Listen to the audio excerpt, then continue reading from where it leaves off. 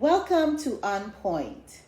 This is your servant and senator, Carla Joseph, thanking you for joining me every other Tuesday here on the People Station WSTA 1340 on the AM dial to bring you up to date on my work, share information on matters and concern, and highlight the work of people and organizations within our community. As I will be out of the territory on November 28th, this segment of On Point is pre-recorded. Tonight, our focus is on caregiving. And I'll tell you why our focus is on caregiving. Because the month of November is National Family Caregivers Appreciation Month. Here we are coming to the end of the year, and we want to really focus on a segment of our community, our families and persons who take care of our loved ones so that we can go out to work and do other things. And that's why we are going to have our very, very special guest this evening is none other than Miss Sayiada Brathwaite, St. Thomas Director of Heavenly Home Sweet Home. Welcome, Ms. Brathwaite. Thank you, Senator Joseph, for inviting me. Wonderful. Caregivers give attention and provide help to relatives. This can be both young and older person. In both cases, caregivers give of their time and support to ensure their loved ones are comfortable and their daily needs are met.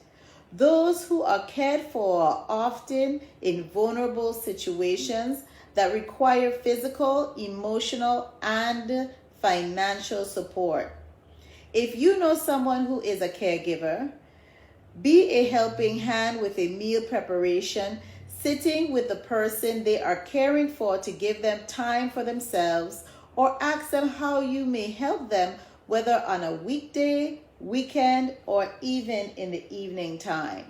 I also encourage our caregivers to get connected with the Department of Health and the Department of Human Services for support and assistance as you need, because you can be in a position to take care of that loved one and care for that loved one if you aren't providing some self-nurturing care for yourself.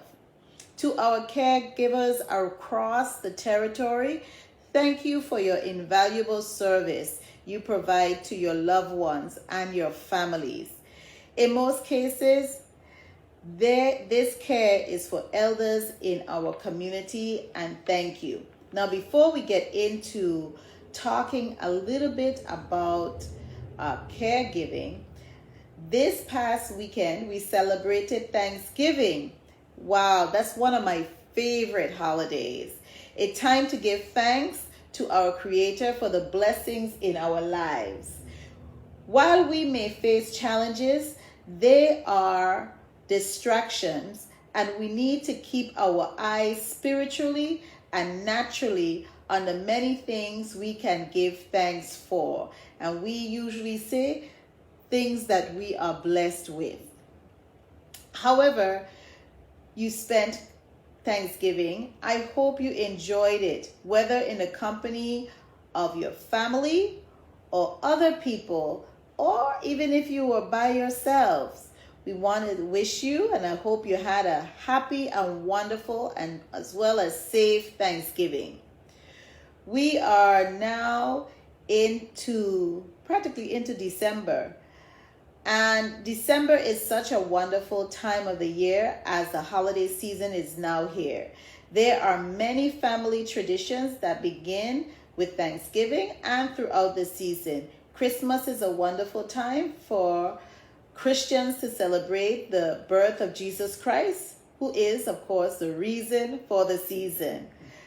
The wonderful church services and the decorations throughout our towns, and even all the lights we put up on our houses, if we are able to, is one part of a very beautiful Caribbean Christmas, and especially in the Virgin Islands. We don't have any snow, but we have plenty of sunshine, and so we enjoy it for our Christmas season.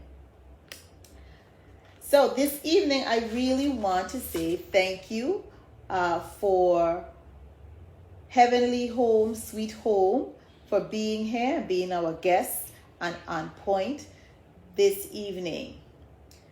While we have many challenges and different situations we deal with in our lives, we still want to be grateful to God for all His blessings.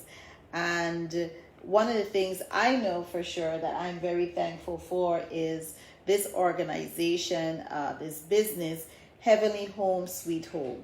Now, Miss Sayiada Brathwaite, you're the director of this organization. Tell us, what is Heavenly Home, Sweet Home mission and the type of services that you provide? All right, thanks again for having me. So Heavenly Home, Sweet Home Incorporated is a home healthcare business. We tend to many different elderly. We also have a few younger ones that are, need other special needs, wheelchair assistance, stuff like that. And we just have our caretakers and our nurses, our PCAs. They go into the home and they have bonds with this family, and they take care of the patients, and a lot of them get really close, with each other. So it always warms my heart, because we strategically pick our people to be in these homes with these people. So it's like a big family. It's a huge family. And so how did it start? Do you know how this organization, this company started? Well, when I met Dr. James, we had a... And who is Dr. James? Oh, Dr. Gail James. She's actually the owner of Heavenly Home, Sweet Home. Sorry, okay. She is the owner of Heavenly Home, Sweet Home. You're good. And when I met her, we had a brief conversation just talking about what she does, the line of work that she was into, and a little bit of her backstory. And I got very interested in it. I was like, this seems like it's something I could get into. So a friend of mine, I was like, I need to find a different path. I want to help the elderly, but I don't know how to do it and still try to, we have to live. And this situation happened to just fall in my lap, and I just love it. I completely love it. You love it. And that's one of the most important things when you go into any vocation. You have to really love the work that you're doing. Because even when you're really down and you're not feeling the best, if you love your work, you're going to get up and you're going to get it done no matter what. So I'm very happy to hear that you say you love your work. Now, caregiving is a very delicate matter, and it can take a great toll on families, especially working families with relatives in need of care. For those who are caregivers, what is one of the most important words you can give to them? So within our hiring process, that is one of the questions that our higher ups, I should say, ask while we're doing the interviews, and it's how do I say it? It's hard for people to become who they are when they're in a room full of people versus when I get them by themselves. So after our whole hiring process, I sit with them and I'm able to, get a little bit more personal with them. Like, how do you deal with stress? Like if I give you a patient that has dementia, or which I'm now learning something called sundowners, I'm like, how do you deal with that? And a lot of them don't really know, so we kind of get into it a little bit more on the personal side, just so when I'm placing them, I can know. So I'm always like, be patient. People that have dementia, you have to be patient with them. People that tend to get a little, aggressive, a little agitated, it's not them per se, it's just the sickness that they have.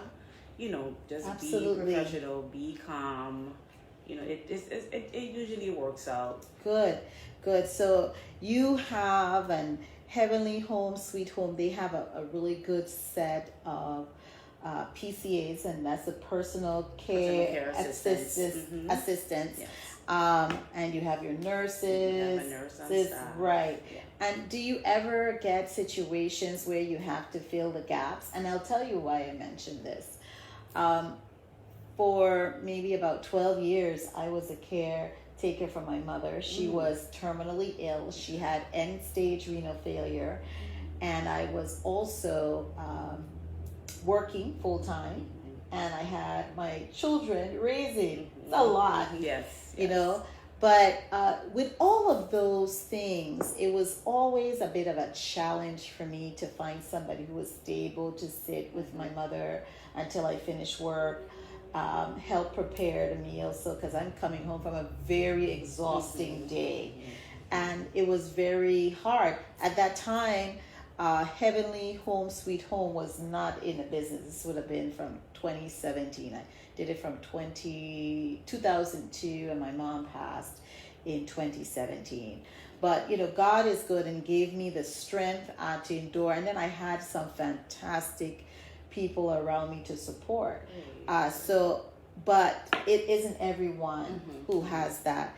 So my question is, how do you work with the families now? Because this is still the month of November. The families who are actually the caregivers to help support their family member or their loved one during this time of their delicate situation. Many of them may be in hospice care and they're transitioning into, you know, that final stage of our lives. How do you work with that? So in situations like that, we have we strategically try to pick our best caretakers to put into the home. Some of them have been in situations like that before, where they had to take care of a terminally ill patient, or they're pretty much transitioning. So we put together a team that is able to accommodate that family or that household. So if the mother works, 7 to 5 or 8 to 5, absolutely, we have caretakers that go in. So we have 12-hour shifts, we have 16-hour shifts. So we have caretakers Sunday through Sunday, 7 a.m. to 7 p.m., 7 p.m. to 7 a.m. around. Wow, 24/7. We do. Okay, so tell our listening audience how they can get in contact with you, as well as your personnel at Heavenly Home Sweet Home. Okay, so you can contact us. We have a Facebook page, Heavenly Home Sweet Home Inc. We also have an office here in St. Thomas, in the Medical Arts Building, I think it's called. Yes. And then we also have an office in St. Croix, location in St. Croix. People usually reach out to me via, they call me. I can give my number if I can. Give your number. My number is 340-725-2096. Once I'm contacted, we make all the paperwork. Everything has to happen right after that. So yeah, we have Facebook. We have, I think we have a YouTube channel. We're pretty much able to access. Wonderful, wonderful. Now, you mentioned that you provide 7 days a week, 24-hour care in both St. Thomas and St. Croix. Correct. Nothing yet in St. John. Not as yet, no. Okay, but I'm sure Dr. Gail James is perhaps looking at that and looking at how to serve that population, because I'm sure there's a need in St. John as well. How do you get your clients? A lot of referral comes from Human Services and the Health Department of Health? Department of Health, yes. So we get a lot of our referrals from there. We also are in a lot of the churches, like bulletins on Sundays and stuff like that. So we get inquiries from there. Just pretty much word of mouth too. Everybody calls, hey, we heard you guys do this. We want to know how we can, get involved. Okay, then that's terrific. And so how is your relationship with Department of Human Services and Department of Health? How do you relate to them? We interact on a daily. We share a lot of the same people. Okay. If we have a concern, we'll address them. If they have one, they'll address it with us. We stay in communication, because sometimes there would not be, or like say a new patient wants to come in and there's nobody to help. So they would jump in and be the ones to be like, okay, we'll do the forms, we'll do the paperwork. This person has Medicaid. Go ahead and see what you guys can do. So they pretty much help. We interact with each other. So is Heavenly Home Sweet Home certified by our Medicaid office? We are, definitely. Oh, we you definitely are. Yes, Oh, fantastic. And so most of your patients are Medicaid beneficiaries and clients. So that's a good thing because, we don't have any skilled nursing facilities here in the Virgin Islands. We don't have any nursing homes, skilled nursing facility. We don't have any assisted living facility. What about for people who are not yet there? They still have a little bit of independence. Do you provide services for them? We do. We have, yes. Again, in that situation, most of them do have Medicaid. So they would be like, okay, we only need you to come and help us for 4 hours. Okay. Or go with us to the grocery store. Or can you come and help us just try to get our place situated? So we do have those patients that are pretty much independent but needs that assistance. A little bit support because there may not be anyone there in their family or people are working. That we have such a deficit with our workforce. Yesterday I was in the Committee on Education and Workforce Development, and we want to be able to get people into the right career path so that they could be a Miss Sayiada Brathwaite. So they could be a Miss Sayiada Brathwaite who loves her job. Who wants to go to a job that is miserable and you're being miserable and you're upset? So it's very good. So that's what we're looking at, and we're talking about preparing yesterday in the Committee on Education and Workforce, preparing our workforce and building them not only to get employment but to maintain and retain employment, because that's critical. That helps all of us. And human beings love structure. They love to know that they're getting up to go to X, Y, and Z, and then they're getting paid, or they can expect a holiday, all of these things. So that level of structure, and you play such a critical, the service, not you necessarily, but the service that your organization, the company provides, plays such a critical role in that family, being able to count on you to be there consistently, rain or shine or what have you. Hurricane, they're there. They are there. You're there. So to provide that service.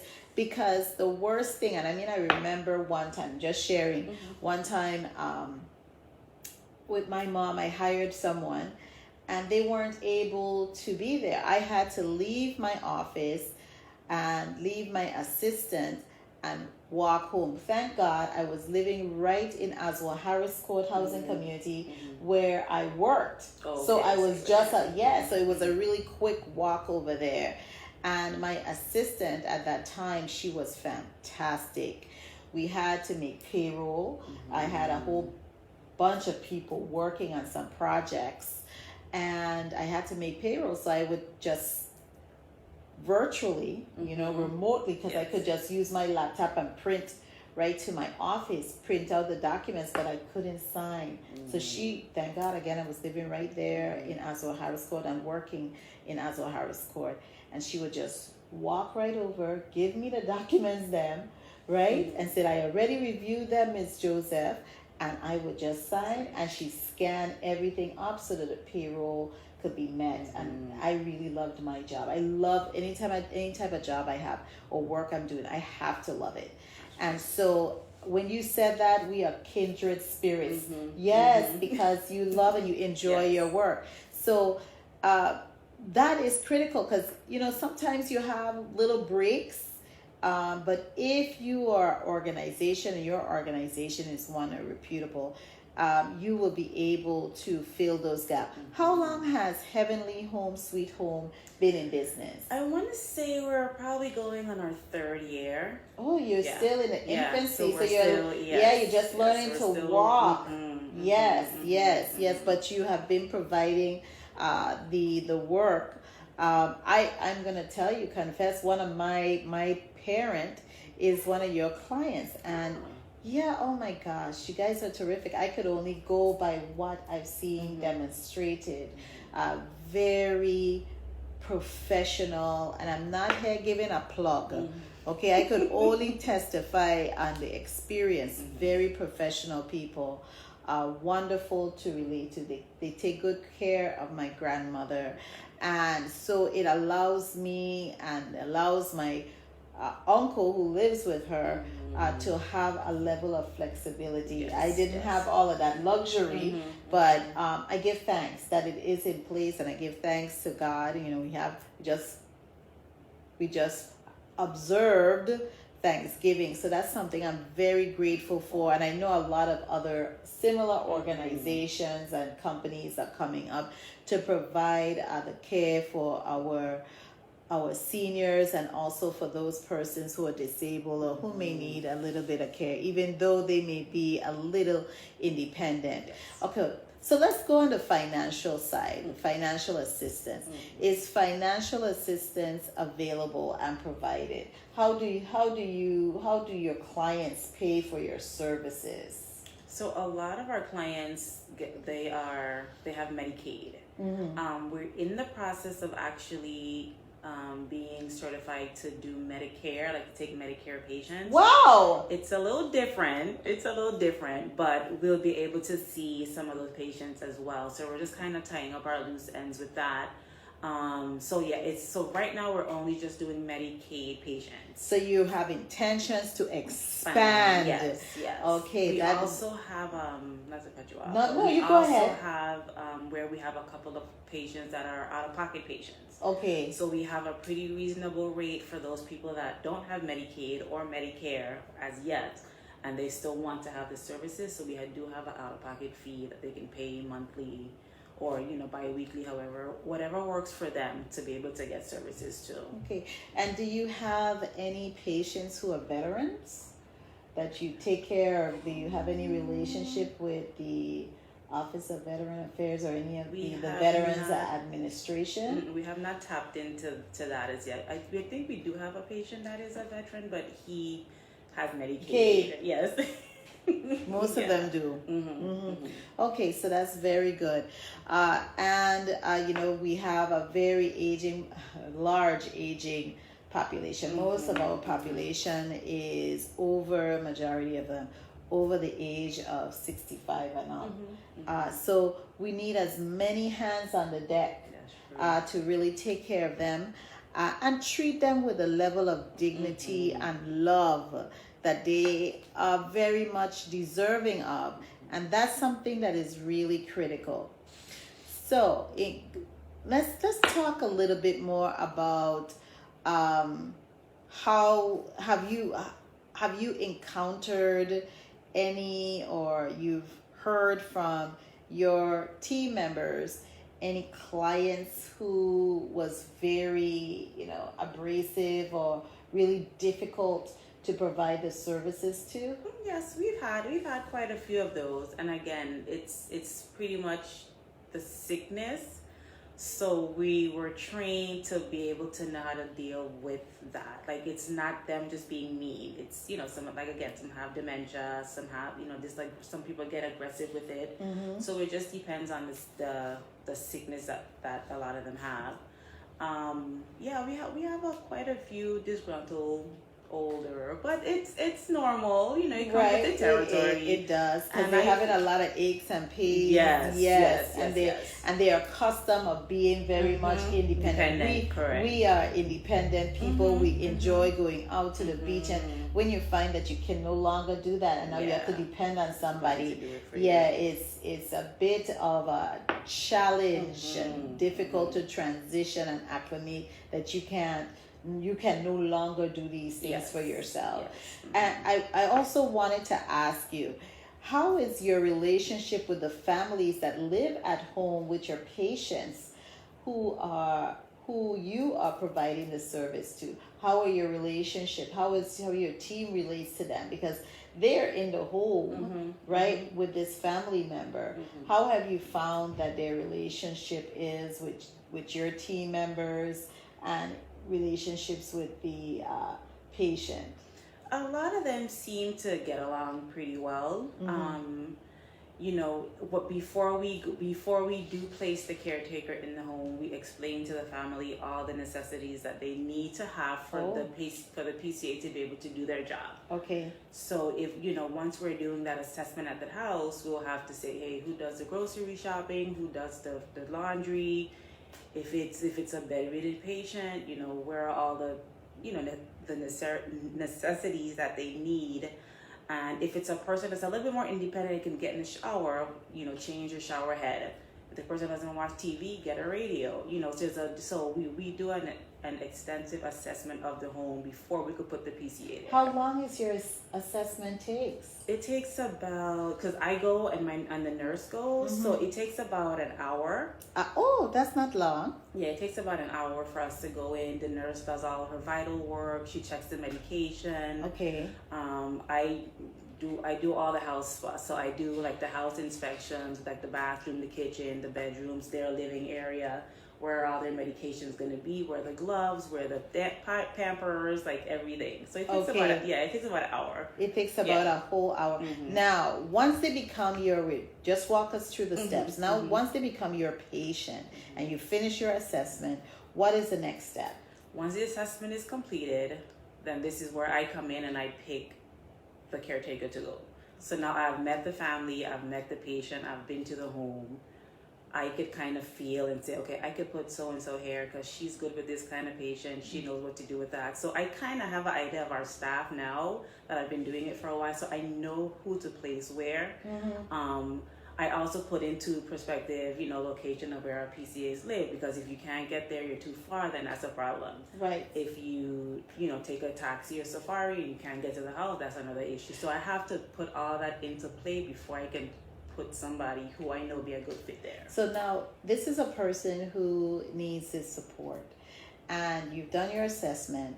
How do they get on board? You're going to do all the other paperwork that needs to go through to Human Services. Well, so that part's done before the assessment. Okay. So once they call to inquire about getting services with Heavenly Homes, they have a form that has to be completed by the doctor.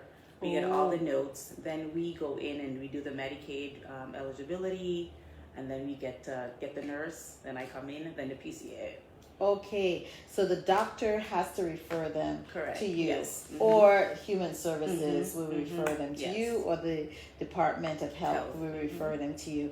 And at that time, the paperwork has already started to run. Yes. And so you're doing this simultaneously with the paperwork for Medicaid, for the financial part, because you know, even though you love your job, you and this work that you do, you have to get paid because you have expenses. I'm sure you have a family that you have to take care of, and so we want to respect that, and you know, that should be respected, that you have to be compensated as well. Now we're almost to the end of this show. Can you believe it? It's running really fast. Yes. Okay, so but before we go, tell us again how to get in contact with you, Director Sayiada. Sayiada, Director Sayiada Brathwaite. Ms. Brathwaite, tell us how to get in contact with you. Excuse me. Again, we have our Heavenly Homes Facebook page. My contact number, 340-725-2096. Once you call that number, you'll get me in the St. Thomas office, and I can direct you to whatever you need to get done, whether it's St. Croix, whether it's office work, whether it's Medicaid, whatever you need. I'll be able to direct you put you in the right direction. And you provide services not only for those persons who need assistance because they are in hospice or the like, but you also provide limited services for those individuals who are also independent. Correct. Yes. Great. Yes. Great. And would you be able to say what your fees are for the people who are independent? Yeah, the out-of-pocket rate is $20 an hour. Okay. And that usually happens where we'll, take a deposit and then you just pay again. If it's weekly for you, whatever works for that family is how we will go about, they come up with the hours that they want, and then we go from there. Okay, $20 an hour. Okay, then that sounds a little reasonable. Well, Ms. Brathwaite, we want to thank you for joining us for this segment of On Point. We really appreciate the contributions of Heavenly Home Sweet Home in our community and what you do in the light and in the world of caregiving and being a caregiver. As we wrap up tonight's program, I invite you to visit our website, my website, senatorcarlajoseph.com. Of course, subscribe, like, and follow me on Facebook at Senator Carla Joseph, as well as on Instagram. Our next program will be on December 12th. Until then, thank you for joining me for On Point, and thank you for listening in to tonight's show. Do spread the word to your family, friends, neighbors, and tell a friend to tell a friend to listen to On Point. On Point can be heard here on the People's Station, WSTA Radio 1340 on the AM dial every other Tuesday from 6 to 6:30 p.m. Let's stay together, everyone, and stay on point, Virgin Islands. God bless you all, and good night. Night. Night.